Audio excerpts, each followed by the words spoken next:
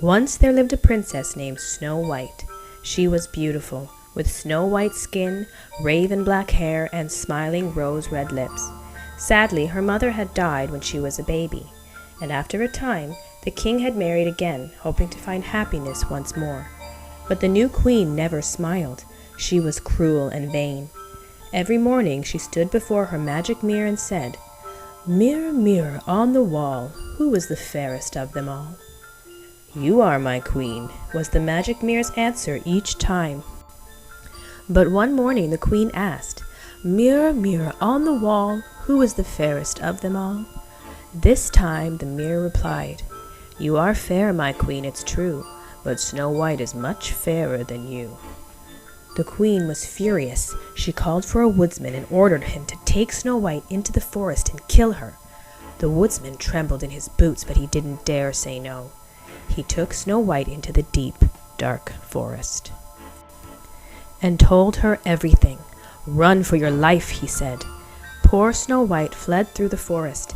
At last she came to a little cottage. She heard friendly voices, so she knocked on the door and went in. Inside were 7 merry little dwarfs, sitting around the table eating supper. "Come and join us," they said. So Snow White sat down. Over supper she told them everything that had happened. "Why don't you live with us?" the dwarfs said. "You will be safe here." Snow White agreed happily. The next morning the dwarfs all set off for work. "Goodbye, Snow White," they called. "We'll be back at supper time." Meanwhile, far away beyond the forest, the queen was asking her mirror, "Mirror, mirror on the wall, who is the fairest of them all?" The mirror answered, "You are fair, my queen, it's true, but Snow White is still fairer than you." The queen turned pink and screamed with rage, "Show me where she is. I'll kill her myself." Snow White was picking berries in the forest when along came a lady wearing a big flowery hat. Little did Snow White know that it was the wicked queen in disguise. "Pretty combs for sale," said the lady. "Try one, my dear." She slid a comb into Snow White's hair, and Snow White fell to the ground. It was poisoned. Luckily the dwarfs rushed back just in time. They took the strange comb out of her hair, and Snow White's eyes fluttered open. The queen was hiding and saw it all.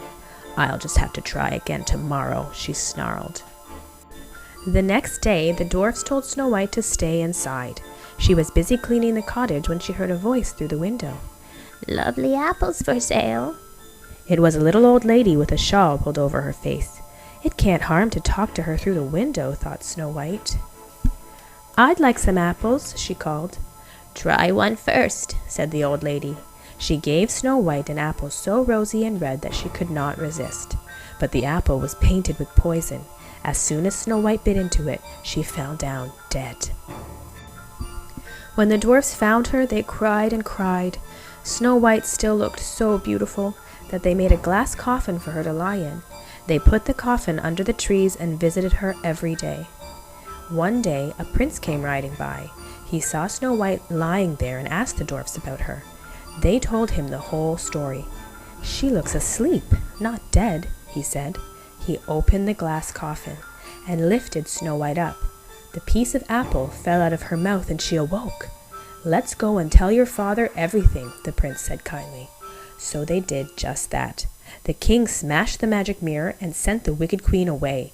And from that day, Snow White and her friends lived happily ever after.